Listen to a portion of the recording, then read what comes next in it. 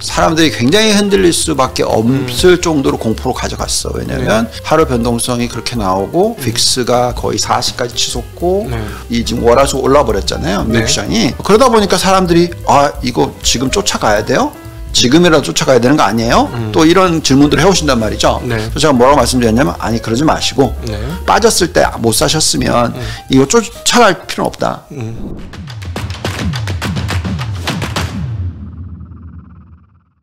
안녕하십니까. 증시각도TV 시청자 여러분, 투자자 여러분 반갑습니다. 오늘 각도기가 사랑한 투자자 아골골짜기에서 살아 생환하신 우리 유동원 본부장님을 모시고 자, 오늘 각도기가 사랑한 투자자 이야기 나눠보도록 하겠습니다. 아이 뭐 그 정도면 10% 이상 빠졌으니까 생각보다 뭐 많이 빠졌잖아요. 힘들지 않으셨어요? 한두 번 경험한 거예요. 뭐 그 정도 가지고. 근데 저는 개인적으로 이런 생각이 들었어요. 우리 그 유동원 부장님 운용자신데 운용자 치고는 시장 전망을 정말 잘했다. 물론 이제 운용의 내역과 또 전망은 좀 다른 개념이긴 한데 운용자 치고는 이런 정도로 전망했다는 건 역시 애널리스트 출신이라 그런지 전망을 참 잘했구나. 그래도 대응은 쉽지 않아요.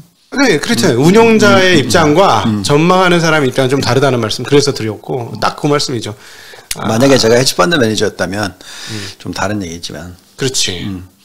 헤지펀드가 지금 런칭이 안 되는 상황에서 대응하기가 상당히 어렵죠. 네, 그 헤지펀드는 구사할 수 있는 방법이 좀 많으니까 이런 거를 뭐 예를 들어 반대 포지션들을 조금 잡아놨다든가 뭐 이러면서 일부 해지를 할 수 있었겠죠. 왜냐하면 많은 돈이 필요 없으니까 예상이 되었던 부분이니까.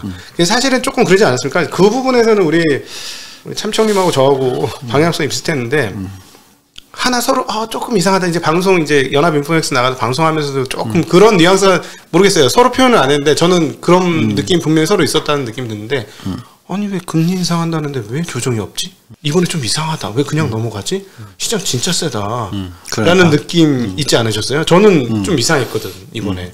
뭔가 한 번은 해먹으려고 하는 모습이 나올 것 같더라니까요. 그러니까 이게 특히 미국에 계신 분이 음모론이야. 아니 빌 에크먼이 이제 금리 2번 올려야 된다고 막 이렇게 난리 설레발 칠 때 알아봤었지 뭐. 그러니까 걔는 죄송해요 걔라고 그래서 걔라고 불러도 돼요. 어리잖아. 그러니까 그분은 어쨌든 전형적인 헤지펀드 매니저나 내가 여태까지 정말 많이 경험했던 내 고객들, 내 나이 또래, 더 젊은 사람들 등등 굉장히 그 이고가 엄청나게 센 사람들 그런 사람들이 이제 그런 헤지펀드 운영을 할 때는 굉장히 그 방향성을 얘기를 많이 하거든요. 그럴 때는 전형적인 이제 포지셔닝 빌드업이 돼 있는 상황이거든. 그래서 여태까지 금리를 전혀 안 올린다라고 얘기를 해왔던 미 연준이 스탠스를 싹 바꾸니까 원래 이제 우리가 항상 얘기하는 게 있잖아요. 페드의 반대되는 액션은 하지 말자. 하면 안 되지. 그러니까 그래서 여태까지 페드는 단 한 번도 금리를 올린다는 얘기를 안 해오다가 작년 11월 달부터 그러다가 완전히 스탠스를 확 바꿔가지고 이제 금리를 올리는 쪽으로 완전히 이제 틀었잖아요. 그러니까 이제 그러면 완전히 그냥 페드로 같이 가자. 플러스 알파를 때리고 여기에 금리를 한 분기에 0.5%까지 올려야 된다. 뭐 이런 식으로 이제 얘기를 해놓고 그 얘기를 하기 전에 분명히 푸서 사놨겠지. 이게 저는 속으로 그 얘기 듣고 이 삐 뭐 하는 거야? 이 삐 이러면서 이 삐 이거 뭔가 해놨네. 해놓고 작업하네. 이런 생각이 너무 많이 들었거든요. 근데 이번에 이제 딱 그 풀었을 때 또 답 나왔잖아요. 그러니까 빌 에크먼 전략은 어떤 건지 알죠? 굉장히 공격적인 스타일이에요. 포지션이 10개가 안 돼. 한 6개, 7개밖에 안 들어가. 큰 돈을. 미쳤지. 진짜. 근데 그런 식의, 흔히 10개가 제가 공격적으로 운영하는 홈런 랩이 평균 15개 종목이에요. 그럼 종목당 7%, 8% 편입비죠. 그 정도인데. 많은 거 한 15%, 20% 담고. 얘는 그냥 하나에다가 10%씩, 15%씩 때리잖아. 크다, 진짜. 이번에 넷플릭스를 그만큼 또 산 거잖아요. 15%를. 난 또 팔았을 것 같아, 지금쯤. 아니 그건 몰라요. 왜냐면 그 보면 포지션이 보면 뭐 어질런 테크놀로지, CMG, 그러니까 그 치폴레, 네네.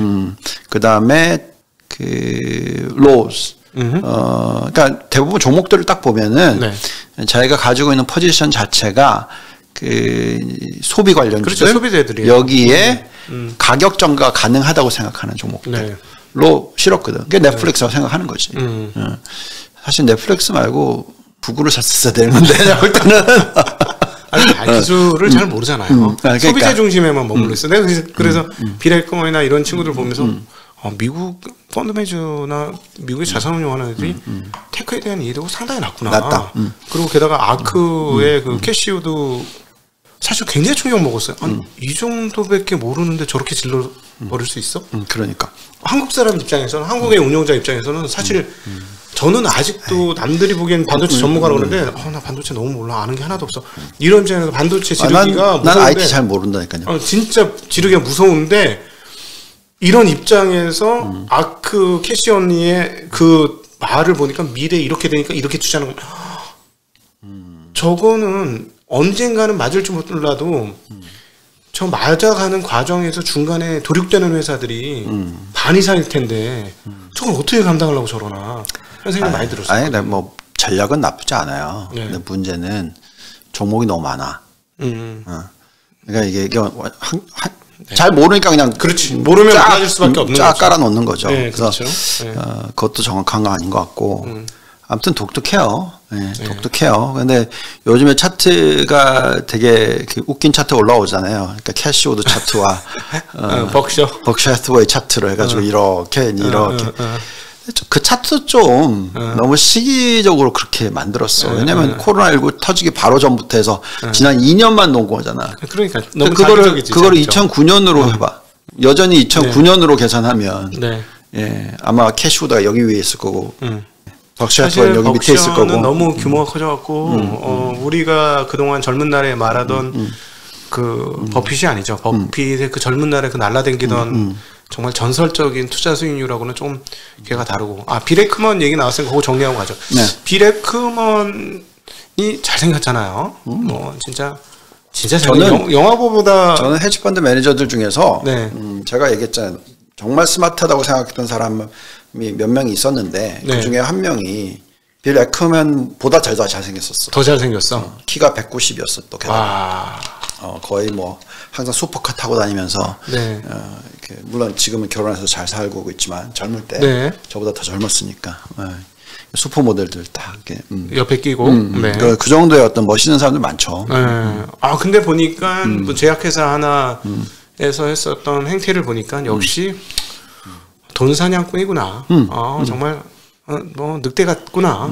겉으로는 양의 탈을 쓴 것처럼 보이지만 속에서 번득번득한 그 탐욕의 눈빛을 거둘 수가 없구나 하면서 이번에 다시 확인하는 계기가 됐거든요. 그 말하는 태도 보니까 BP와 얘네들은 자기 포지션에서 수익을 얻기 위해서 무슨 짓도 할 수 있는 애들이구나. 그런 BP 올리면 안 되지 사실. 그렇죠. 그런 느낌 많이 받았는데 어떻게 보세요? 저야 뭐 이제 한국에 있는 작은 운용자로서 소위 말하는 그 세계 금융의 중심에 있는 또 그 중에 중심에 있는 헤지펀드 매니저들의 행태를 보면서 좀 너무 짐승스럽다 이런 느낌이 많이 들었는데. 생각을 해보세요. 그분들 내 친구들도 있지만 그 헤지펀드 운용 자금이 이제 조 단위로 가면 예를 들어서 1조라고 칩시다. 그래서 정말로 공격적으로 운용을 해서 빌 에크먼처럼 27% 근데 예를 들어서 그냥 30% 났다고 쳐요. 그냥 플랫하게. 연간. 그럼 얼마야? 1조에 30%면 3천억이죠. 그러면 요즘에 1.5에 20% 정도 뗀단 말이죠. 1.5% 기본 수수료에 그 수익금의 20%. 그러면은 3천억에 20%면 600억. 그러면 빌 에크먼이 그거의 3분의 1을 지가 혼자 가져갈 거란 말이야. 당연히 200억 달러. 개인 1년 수익 세전 200억 달러. 200억 달러가 뭐야? 아무튼 더 많이 낼 수도 있지. 그 지분에 따라서. 1조라고 치면 3천억 벌었고 3천억에 곱하기 2 하면 3이 600억이잖아. 네. 600억에 자기가 가진 원이 아니고. 아 이거 억이요 지금. 억이야? 1조 원으로 계산하자. 아, 네. 난 깜짝 놀랐어. 그렇게 많나? 아니, 1조 원으로 계산하자고. 너무 너무 많이 갔다 우리. 1조 원 곱하기 30%. 그러면 얼마야? 3천억. 네. 맞죠? 네. 3천억. 3천억에 20%. 3천억. 600억. 그지? 600억이 지금 수수료 떨어진 거잖아. 네. 600억에 빌 에크먼이 그 3분의 1을 가져간다고 보통. 뭐, 아니, 제가 알던 제 친구는 와트나원에는 거의 800억 보너스에 600억을 지가 가져갔으니까. 네. 네. 대부분 그런 식으로 해요. 네네. 그러니까 빌 에크먼의 입장에서는 지금 정확한 AUM이 전 정확하게 모르겠으나 네. 작년에 그 정도 벌었으면 본인이 땡겨가는 돈이 얼만데 네. 그러니까 이번에도 지금 수익률을 갖다가 이걸 헤징을 해가지고 빠질 때 제법 많이 올려야 되는 그러니까 네. 그게 2020년에도 딱 터졌을 때 코로나 터졌을 때 푸셨는지 정확하게 기억 안 나지만 네. 어쨌든 그 빠지는 걸 다 커버를 했잖아요. 네. 그러고 돈을 벌었으니까. 그래서 올해도 지금 그거를 시도한 거고 네. 어느 정도 손실을 많이 메꿨겠죠 이번에. 네. 네. 그리고 굉장히 중요한 포인트인데 올해 1월 달에 네. 글로벌 헤지펀드의 수익률이 마이너스 10몇 %예요. 올해 1월 달에 전 세계 평균. 네. 그러니까 15% 빠졌으니까 났어요. 그러니까 그래서 지금 그걸 보고 있으면 이 사람은 아마 분명히 한 자릿수 미만 그러니까 한 자릿수 뭐 초반 중반 정도 되겠지. 손실률? 손실률이? 네. 정확한 답은 모르겠어요. 뭐 해지를 했을 테니까. 해지를 했을 테니까. 네. 그리고 이번에 또 넷플릭스 바닥에서 잡았으니까. 그럼 뭐 거의 이제 2분 수준 근처까지 왔을 수도 있죠. 네. 그래서 그러니까 그렇게 공격적으로 하는 거죠. 네. 그래서 우리가 전에 얘기했던 빌황 선배 입장에서도 보면 포지션을 보시면은 네. 10개가 안 되잖아요. 굉장히 컨센트레이트 됐고 근데 이제 그게 레버리지도 너무 높았던 거지. 그러니까. 네. 그래서 아무튼 이거는 이제 어떻게 우리가 포지션을 잡느냐 네. 이게 중요한 거고 헤지펀드를 운용하는 사람들의 입장에서는 모든 게 성과 보수랑 연결이 되니까 그렇게 공격적으로 할 수가 있는 거죠. 근데 이제 저희가 지금 추구하는 게 뭐예요? 취지라는 것은 개인들의 소중한 자금을 운영을 하는데 그 정도 변동성은 아니고 네. 그죠? 그래도 빠질 때 어느 정도 프로텍션을 하고 네. 근데 프로텍션을 하기도 어려워요. 왜냐하면 이게 이제 기술주 편입을 하면 이게 시장만큼 빠져도 그거는 방어가 된 거라고 저는 생각해요. 네. 그래서 이제 다시 회복할 때 수익률이 더 높게 올라와야 빨리 올라가면 되는 거지 사실은. 그래서 이번에 어쩔 수 없이 예상보다 빨리 왔고 세게 왔기 때문에 다 얻어맞았다고 생각을 하거든요. 근데 이제 지금 정말 하지 말았어야 되는 거는 여기다 대놓고 다 때린 사람들이 있었어. 종종 지난주 있겠죠. 금요일 날. 전문가들 중에? 뭐 일반인들은 일반인도 그렇고 일반인은 뭐 충분히 그럴 수 있을 거고 네. 그런 분들이 계세요. 그래서 계속 얘기를 했지만 왜냐하면 금요일에 흔들릴 수밖에 없었거든. 금요일이나 그 전 목요일쯤 있을 때는 사람들이 굉장히 흔들릴 수밖에 없을 정도로 공포로 가져갔어. 왜냐하면 하루 변동성이 그렇게 나오고 빅스가 거의 40까지 치솟고 이거 금리를 아직 올리지도 않았는데 이러나? 아니 7번 반영을 했으니까. 그러니까 근데 이제 아직 실제로 올린 게 없는데 그랬다고 하니까 심리적으로는 이미 반영을 근데 사람들이 생각하기에는 이거 한 번도 안 올렸는데 이렇게 되냐 이런 식으로 만들어 버렸으니까. 그러니까 사람들이 패닉을 하게 되고 그런 얘기를 또 막 또 지점에 있는 분들이 고객들한테 얘기를 하니까 지금 쫄려서 쫄려가지고 예를 들어서 QQQ 근데 또 우리나라 분들은 또 레버리지 좋아해서 TQQQ 이거를 금요일이나 목요일이나 뭐 지난주 던진 사람들이 정말 많다고 제가 들었어요. 정말 많아요. 그래서 그런 게 너무 안타깝다는 얘기죠. 제가 심지어 방송국 찍을 때 이렇게 얘기했는데 저를 차라리 욕하시고 던지지 마시라고. 미국 주식 지금 던지는 타이밍은 아니다. 그게 지난주에 제가 만들었던 동영상들인데. 네, 그렇죠. 저도 봤어요. 그러니까 지난 주말에 우리 그 참치 형께서는 매수 대응 이제는 절대 바닥 아니다라는 얘기를 계속 하셨고 사실 위험한 얘기일 수 있잖아. 틀리면 얼마나 욕을 먹겠어. 근데 과감하게 그런 얘기 하셨고 저는 어떻게 얘기했냐면 저는 매수로 죽겠습니다. 이렇게 했는데 저희가 사실은 왜 그런 얘기를 하냐면 그런 얘기 할 필요 없거든요. 운용자들은 그렇게 나댈 필요 없어요. 근데 그거는 사람들이 안 다쳤으면 좋겠다는 마음이 좀 있었던 거를 좀 읽어주셨으면 하는 운용자들끼리는 그런 마음이 좀 있습니다. 그렇죠? 네. 그래서 현금 들고 계셨던 분들은 참 잘하신 부분이고, 그러니까 제가 이번에 안타까웠던 부분은 그거예요. 그러니까 그런 빌 에크먼이나 어떤 월스트리트에서의 어떤 1월 달에 조정을 그렇게 세게 만들어내는 성향이 없었었으면, 네. 기본적으로 부러지는 폭이라든지 속도가 그렇게 세게 안 들어왔었을 텐데, 그랬다면은 얼마든지 버틸 수 있고, 네. 그냥 지나가면서 시간으로서 이렇게 이거를 이제 감당해낼 수 있었을 네. 텐데, 그렇지 못하다 보니까 다들 패닉에 들어간 거였고, 네. 여기에 이제 공포 심리를 너무 자극했죠. 네. 왜냐면 우리나라의 지수가 2600 거의 깨질랑 말랑까지 내려왔었으니까. 깨졌어요. 깨졌었나? 전 몰랐어요. 잠깐 깨졌어요. 잠깐 깨졌어요? 그래서 차라리 잘 됐다. 그래, 오자 보고 왔으니까. 그래 차라리 잘 됐다 할 정도로. 그래서 그렇게 했으니까, 또 그러면 이제 사람들 1400 이런 얘기 나오던 뭐 이런 식으로 막 또 말도 안 되는 얘기들 또 나오잖아요. 그러니까 그러다 보니까 패닉하게 되고, 그렇지. 던지고. 그리고 안타까운 얘기는 그렇게 샀다 팔았다 하면은, 브로커들의 입장에서는 좋잖아. 그렇지. 그러니까 한국의 증권 업이 조금 고객하고 같은 배를 타야 되는데, 그래야 이 자본시장이 성숙하고 성장할 수 있는데, 오히려 그런 측면에서 헤지펀드가 좀 승냥이 같아도 제가 근데 고객하고 같은 배를 타잖아요. 제가 그래서 저는 이렇게 빠질 때 제가 틀렸어. 예를 들어서 아무것도 못했어. 그러면 제가 생각할 때 이게 하락장이면 던지지. 근데 그게 아니라 다시 바운드를 할 거라고 생각하면 아예 안 건드려요, 포트를. 그렇지. 빠질 때 끝까지 안 건드려요. 근데 이제 그러면 이제 그걸 보고 고객들은 도대체 왜 아무것도 안 하고 있어요? 맨날 방송만 찍어요? 짜증나 죽겠네요? 내 포토는 신경 안 써요? 채널에서 얘기 못하는 거 여기서 다 하세요. 그렇게 지금 얘기를 하니까. 그런 얘기를 듣고 있으면 참 안타깝긴 하지만 또 설명을 하죠. 빠질 때 올라갈 거라고 예상을 한다면 건드린 게 아니고 언제 포트폴리오 조정을 하냐면 빠지고 나서 튈 때. 튀기 시작하거나 튈 때 내가 들고 있는 종목들이 생각보다 좀 덜 오르는 것 같다. 아니면 생각보다 제대로 된 종목이 아닌 게 있을 수 있다. 그럼 그걸 스위칭해서 더 많이 오를 수 있는 종목으로 갈아타는 이 전략이거든. 똑같아요. 2020년에 빠질 때도 마찬가지로 하나도 안 건드리다가 이제 바닥 찍고 올라가기 시작할 때 포트 조정을 했기 때문에 수익률이 확 들어오는 거죠. 그게 운영하는 이 사람 입장에선 올바로 해야 되는 부분인데, 그리고 저는 이제 제가 운영하는 북은 그렇게 돼 있잖아요. 어차피 거래를 많이 하면 우리가 수수료를 내야 돼.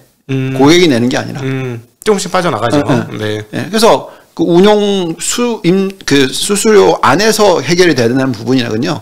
그러니까 아예 그냥 턴오버가 많이 있지 않게 만들어놨다니까. 턴오버 많으면 사실 고객 수익률이 좀 빠지는 거죠, 결국은. 그래서 지금은 건드리지도 않는 거고, 이제 나중에 이제 수익률 날 때는 지금 건드리는 거를 지금 하긴 해요. 근데 그것도 굉장히 공격적인 것일 때, 그러니까 홈런 랩 같은 저희 그러니까 수익률 추구를 갖다 20% 이상을 추구를 하는 연간 그런 것 같은 경우에는 이번에도 이제 포트폴리오 한 7% 지금 조정을 하거든요. 그러니까 그런 식의 이제 운용을 하는데 이럴 때는 우선 결정을 내려야 되는 건 이게 하락장이냐, 아니면 바닥 찍고 다시 올라가느냐. 그렇죠. 그러니까 우리는 결론을 내린 게 바닥 찍고 다시 올라간다라고 계속 얘기해 드리는 거고, 제가 틀릴 수도 있습니다만 제 경험상으로는 지금은 제가 틀릴 확률이 20%가 안 된다고 저는 생각하는 거고, 아주 적다고 생각하고, 물론 이번에 한 큐로 다 올라갈 거라 생각하지 않아요. 왜냐하면 계속 우리가 말씀드렸던 게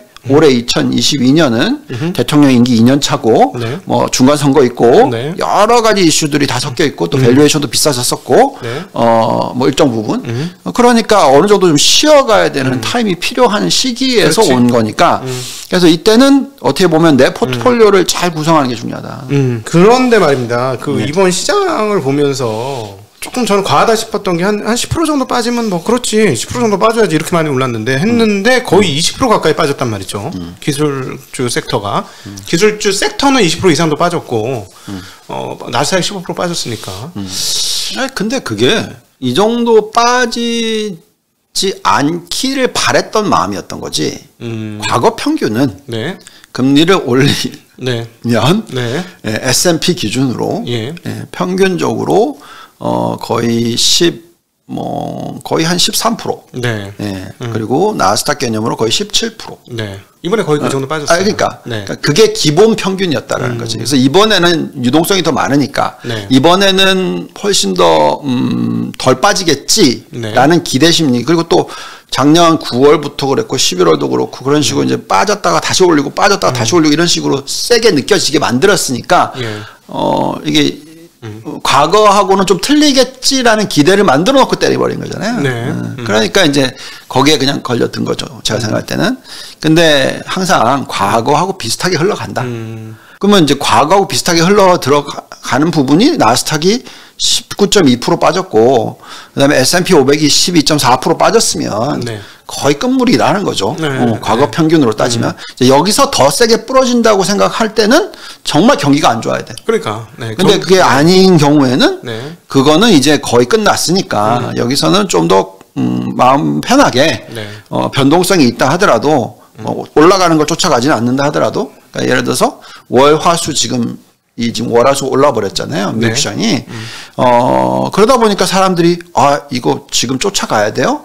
지금이라도 쫓아가야 되는 거 아니에요? 또 이런 질문들을 해오신단 말이죠. 그래서 제가 뭐라고 말씀드렸냐면 아니 그러지 마시고 그러니까 올라갈 때 못 사셨으면 그러니까 올라가기 전에 이제 빠졌을 때 못 사셨으면 이거 쫓아갈 필요는 없다. 그래서 지금 또 바로 지금 이제 페이스북 나오니까 또 2% 조정이 나오잖아요. 그럼 이때 들어가야지. 그렇지. 파란불에 떴을 때. 그래서 저희가 계산을 좀 열심히 해봤어요. 그래서 과거 1970년 이후에 나스닥 빠지는 폭이 10% 이상 빠졌을 때, 거의 한 수십 번이 있어요. 그리고 금융위기 이후로 계산을 했었을 땐 14번인가 있었고, 제법 많죠, 그러면. 2008년 이후니까. 그러니까 10몇 년 동안에 14번이면 거의 1년에 한 번씩 있었다는 얘기잖아요.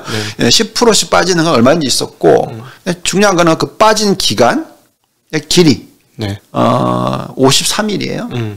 그리고 나서 반등. 평균 얼마냐면 그거에 곱하기 1.4. 한 80일, 90일 정도 되겠네요. 그러면 2달 빠지고 3개월이면 고점 다시 탈환. 그러면 작년 11월부터 지금까지 빠졌어요. 그럼 이제 거의 끝났다고 치면 여기서부터 3개월 뒤에 다시 고점 탈환할 수도 있다라는 거지. 근데 중요한 거는 쭉 일직선으로 3개월 동안 가는 게 아니잖아. 갔다가 빠졌다가 갔다가 빠졌다가 이런 식으로 하면서 올라간다는 거죠. 그럼 그 과정에서 올라갈 때 쫓아가면 기분 나쁘니까. 그렇지. 그리고 그 다음에 얻어맞으면 이번처럼. 예를 들어서 주말에 샀다고 쳐봐요. HTS를 써가지고. 그럼 지금 오늘은 진짜 짜증 나겠죠. 그렇지. 오늘 지금 영상을 찍고 있는 날은 목요일 날입니다. 그래서 목요일 날 왜 이런 말씀을 드리냐면은 지금 그 페이스북이 실적이 별로 안 좋게 나와가지고 장에서 막 20%씩 빠지고 있고 나스닥 선물이 2.2% 빠지고 있어서 이런 말씀 드리는 거죠. 그래서 근데 이렇게 빠지는 날 이제 봐서 좀 오버슛 하는 것 같으면 들어가고. 그런 식으로 예를 들어서 10분의 1등분을 하라고 해서 3월 16일 금리 올리는 시점 그게 지금 딱 한 달하고 반 남았잖아요. 그러니까 그 한 달 반 기간 동안에 빠지는 날에 사야 하는 거지.